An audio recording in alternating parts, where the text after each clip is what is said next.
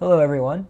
Today I want to talk about my YouTube journey and the slump that my channel is currently in. So my brother and I started this YouTube channel back in 2015. Back then it was named Freak Shack, and we kind of were like wanting to do a lot of skits and like little mini movies and stuff, and the stuff that was kind of popular on YouTube at the time. Kind of going more that direction, just doing really silly stuff was kind of our idea, really dramatic stuff. We had tried starting a YouTube channel for a few years, and we'd even filmed a few like random videos that never got posted. But 2015, we were like, we're gonna start a channel, and we only did a few videos, and then we had started a separate gaming channel called Freak Shack Gaming, and we were more focused on that.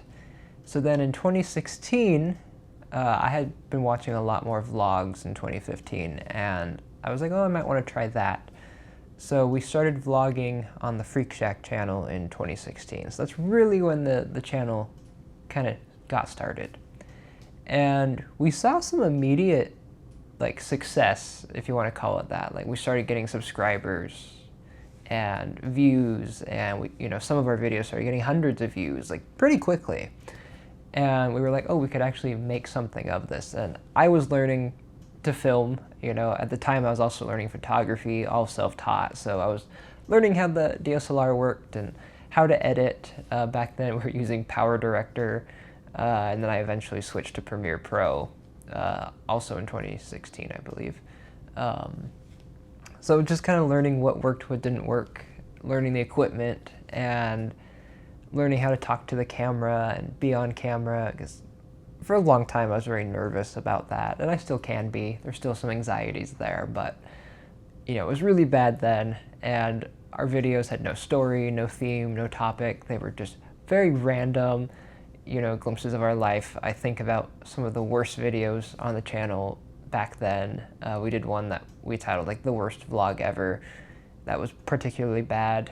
But even the one where we played basketball, like they were just kind of pointless. They were just like little glimpses of our life, but there wasn't anything really going on there. And it kind of kept that way for a while. I started doing most of the videos, like most of the on-camera stuff. And then after doing a lot of hiking videos and doing some of my own adventures on the channel, by the end of 2016, my brother wasn't as interested in doing the vloggy type stuff, so I rebranded the channel under my name, Charaba, and just started doing whatever I wanted with it. So continuing vlogging, I got my new camera, my very first camera at the end of that year. At that time it was a Canon 80D, and that was an upgrade from, I was using my dad's old Nikon. So that was like a huge upgrade for the channel, and I just started vlogging more and trying to learn and go after more of the Casey Neistat style of, vlogging than the stuff that we were doing before. So that's kind of how it all started. And, by the time 2017 started, I already had 100 subscribers.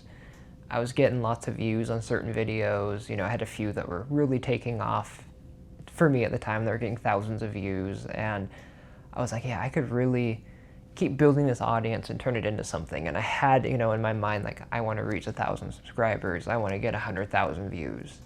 I want to really build that audience like someone like a Casey Neistat did. And that was really my goal 2017, 2018, was just to create as much content as I possibly could, get better at it. I wanted to get like really creative with my videos, but really was modeling stuff more after a Casey Neistat. Never quite accomplished that. I should have paid more attention to how he created his videos, and maybe I would have been more successful in that. But I was, like I said, very nervous about making like videos and filming in public, so it wasn't really possible for me to do at the time. Then things kind of started to change a bit. In 2017, I started watching a lot of other creators who were much more into filmmaking and narrative films and the art of storytelling through visuals, and it wasn't quite vloggy like the stuff Casey Neistat would do. And so I started watching more creators in that space. And that led me to try to add more like cinematography type stuff to my videos. And I was never really good at that, but I became very passionate about wanting to up the quality of my videos and my work. And I thought like, oh, maybe I should just pivot to like that instead of the vlogs, but the vlogs are easier to do, and I was like, maybe I can just make them more cinematic in a way. So 2018, I really started going down that path, but then I didn't create as many videos because of college, and I just didn't have the time. And it was really when I moved to Utah, like my channel was doing really well 2018. Like that was probably the peak of its popularity in terms of like getting regular viewers. But then after moving to Utah at the end of 2018, I felt like I lost my audience. I had to like reinvent it. So I started doing some different types of videos that got a lot of views, you know, like tutorials and stuff like that. And I was getting those views, but they weren't like the loyal following I had before. So I was trying to figure out like, how do I grow this thing again? And really at that time, like I've talked about it in those videos, like, oh, I'm not in it for the views, but really like I wanted as many views as possible. I wanted as many subscribers as possible.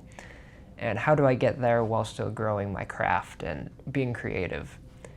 And so I just kept creating and creating, and I started working, and I felt like I had no time. I didn't have that good time management like I do now to try to balance all of the things I want to do while working full time. And I just focused on work, and I didn't create very much, but the quality of the videos went up pretty dramatically in 2019.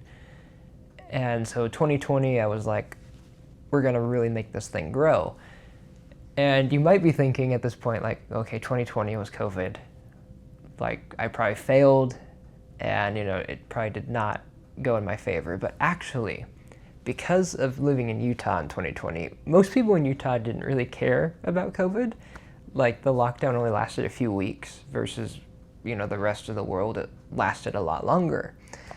So nothing was really closed apart from those first few weeks when it was first emerging. So things were pretty normal living in Utah. And I decided, you know, I had gotten laid off during COVID, and my friend was able to take a lot of time off. So I was like, why don't we just like hike and explore and have fun while we have this opportunity? So I turned that negative, that is COVID and unemployment, and turned it into such a positive of, let's go hiking, let's go explore, let's go see all of northern Utah.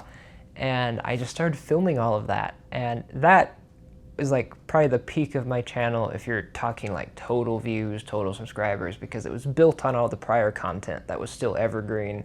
And then I had just all these new videos going up, kind of reaching that Utah audience, that outdoor audience. And, you know, that was a fun year. Like, I really think back on that as like the peak of what like YouTube could be for me. Not really in terms of the quality of the work, but in terms of how fun it was to make those videos, because I was filming stuff just while I was out having fun. And there was so much joy, and I felt like it brought joy to other people because of COVID. I know a lot of people were staying home and they weren't necessarily out doing that stuff. And it also coincided with a lot of people during COVID were getting more into photography, and the outdoors were kind of that escape from, you know, civilization at the time. And so I was also kind of feeding off of, on the photography side, finding my community at the time on Twitter. And, you know, it all just felt very special, being part of like something bigger and sharing your work with others. And, you know, that was probably the year I watched more YouTube videos than ever, like from so many different creators, and feeling inspired by others, and, you know, seeing what other people were up to. And it was so fun. And then stuff just really started to slow down after that. 2021, I only uploaded a handful of videos because I was working again, and I just didn't have that time management. And then 2022, I was like, I'm gonna try to revive this channel. I see that it's dying, and I just didn't really upload more videos then either. And then I moved back to Washington, and I thought, well, maybe that's like a catalyst to grow the channel again, because I can reconnect with that original audience that I had when I used to live here. And that didn't really happen, and I just kind of felt uninspired by the whole thing. I didn't get that joy from making YouTube videos anymore. I still wanted to try because I was like, I've put so much time and effort into this channel over the years. I don't want to lose it. But I wasn't getting the views I used to. My subscriber count stalled pretty badly after I hit 1,000 subscribers. And the whole thing just kind of entered decline, where most of my audience doesn't watch my stuff anymore. Probably not even active accounts anymore. And that 1,000 subscriber number kind of feels like a trophy number, where that's not 1,000 engaged viewers. There's maybe 20 engaged viewers right now on the channel, you know? So I was feeling pretty down about that, and it just made me not want to create videos anymore. And so YouTube has never been my primary hobby, so I just kind of moved into other areas, which is fine. I could have easily given up, but the thing that I've realized lately as I've started creating content again is the point of this channel, originally was to get views. When my brother and I started it, it was, could we become popular off of YouTube? Like we've seen so many other people do. And we had some good ideas, and I think that if we had committed back then, we probably would have been in a much better spot, in terms of being popular on social media, right? Because we had some good ideas that we just did not follow through on. That, in hindsight, is that was a really good idea at the right time when that kind of stuff was doing really well on YouTube. And we just had that issue with the dedication. And I wasn't quite sure what I wanted, so I was doing vlogging. We had other channels for different things. It was kind of a mess. I think if we had a clearer picture, we could have accomplished that. But over the years, I mean, it's like starting the channel was that's what we wanted to do to get popular. But then I didn't care so much about that. What I really want in life is to publish my books and be an author. And those are almost at a disconnect, unrelated. They're creative outlets, but they're very different. And so the feeling I have now for this channel and what I think about it is my goal is not to be popular off YouTube at this point. I've tried for years to be relevant on social media, and it just doesn't seem to be for me. It's not something that I can really keep up on and keep going with. So for me, creating is just a creative outlet. Just making videos, it's a way to be creative and try new things and learn new things and be proud of what I'm creating. And just letting the world see it. And if 20 people see it, great. If 1,000 people see it, amazing. But it's for me. That's really what I've come to realize is it's for me, it's a creative outlet. And regardless of the number of people that watch my videos, I want to start creating content that I'm very proud of, that I'm learning from, that are pushing the envelope, so it's for me. So for those of you who watch my videos, I really appreciate it, and I hope that you do continue to watch, and I hope that people watch my channel and find my channel, and of course I want to see people enjoying the content that I create, but at the end of the day, it's just a creative outlet for me. And most of all, especially with the vlogging type stuff, it's like a diary.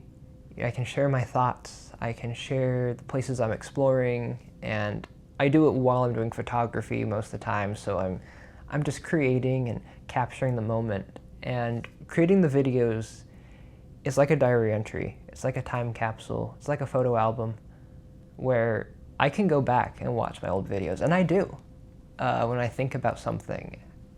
And it's just cool to have that moment in time, that memory on YouTube where other people can enjoy it, but I can go back and watch those videos, and there's just something so special about that. So I've really, really attached to that idea lately of just creating memories and documenting them for later. Like I said earlier, I also just want to keep growing my skills, and I think this is a great creative area to do that. I do video work somewhat professionally in the world of marketing, and I think doing more YouTube videos is a great way to grow my skills there, so that I can use these skills for professional work for jobs. that's really like a big goal of mine, is just become more familiar with, you know, operating the camera and operating lighting and talking to the camera, so that I do have those skills for employment in the future. So that being said, the channel has been in quite a slump for a few years, really since 2021. And it is all 100% my fault. Like, I could sit here and be like, oh, the algorithms aren't pushing my videos, you know, or YouTube doesn't care about small creators, you know, they only push the same old, like, sure, you could argue some of those things at different points in time, where it does just seem like I was unlucky. Like, back when I was creating lots and lots of content, looking back, some of it was not very good, but people at the time were like, you should have more views, and I'm surprised like YouTube isn't pushing it out. So like, sure, there's arguments there about that, but it's all me. Like, I failed. In 2021, like, instead of building on that momentum of 2018 and 2020, when the channel was getting a lot of views and I was getting like regular viewers, I just stopped creating, you know? So it 100% is on me. I wasn't keeping my audience engaged. And it went on for so long, like, why would people stick around? Why would they care about anything I'm posting now? You know, that's on me for not having a clear plan, a clear idea, and for not keeping with it. You know, if you're only uploading 2, 3, 4, 5 videos a year, that's not really enough unless that's the standard that you've already set for your channel and they're really high quality, you know, like movie length videos or something. So that's kind of the issue that occurred, is I just was not uploading enough. And then by the time I started uploading again, you know, more recently, my audience is already gone. So I'm kind of starting as if I have like 10 subscribers instead of the 1,000 that it says I have, because most of those people don't care at this point. So that's all I wanted to do with this video, is just talk through that like a diary entry, just talk through what my YouTube journey has been like, what my struggles have been with it, and, you know, just have, I guess, this one note for the future of the channel, in that I want to keep creating more content. I want to document my life, especially now that I'm living in Seattle, just exploring my new home, you know, exploring my new adventures. I mean, these big changes in my life, you know, coming out as gay last year, like, that should all be more prevalent on this channel, and capturing these moments in time of really just the self-discovery. You know, my creative outlets, I don't talk about a ton here on the channel, like writing and all that. So finding a way to incorporate all of that and talk through more of that on here, I think would be really special. So that's where I think the future of the channel is doing more stuff like this, where maybe I pick a particular topic and talk about it. Doesn't always have to be like talking head type thing, but more subject-based videos I think would be really cool to explore. Back when I used to do kind of the more cinematic narrative film type stuff, those are some of my favorite videos that I've ever made. And when people ask me about my YouTube channel, it's like, oh, what should I watch? Like, I always point them to those videos, even though they're a few years old, because I'm like, I'm proud of the work that I did on those. And it would be cool to just try some of those again in 2026 and see what I come up with, because those are challenging, but they're so rewarding, and, you know, they're just so special to me. So expect some more of those. Those are never like videos that get a ton of views or anything, but I love them. They really teach me new things. Every one of those, I learned something new and had to go through quite a few challenges to get them out there. Thanks for watching today's video. A bit different from what I've normally done, a bit long, kind of rambly, because I did not write a script. I did not plan this out. I just wanted to sit with the camera and be honest about my thoughts. So thank you so much for watching. It means a lot to me. I'm Charaba, and I hope to see you on the next one.